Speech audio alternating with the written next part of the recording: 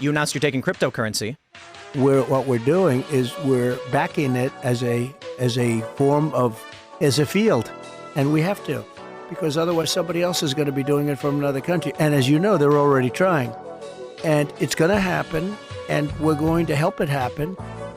And it's something that can be very good. I think it can be very good. No central bank digital currencies. No no central bank. We're backing it, no central bank. And we have to. No digital, somebody else is going to be doing it from another country. No central bank. It's going to happen, and we're going to help it happen. Central bank digital currencies. It's something that can be very good. No central bank. Dr. Fauci, the president just said that hydroxychloroquine is, the end all.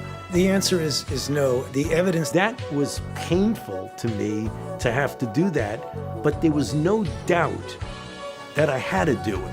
He thought President Trump would be angry. But then he called me in his office once and he says, my God, these ratings are amazing. His comment was, wow, do you see those ratings? I mean, I hate to share with you, but it is true that one of the mythic figures of this culture is Donald Trump. I mean, you may feel uncomfortable about that, but he is still one of the mythic figures. Somehow when I watch that, I suspect it's a little like those tribes where they would take a maiden and honor her for a year and then boil her or stab her or something. We sacrifice people into our myths. I mean, poor Donald Trump, it's not him. He's just caught in a myth, which he thinks is real.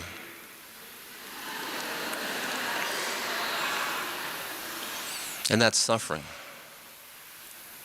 That's suffering.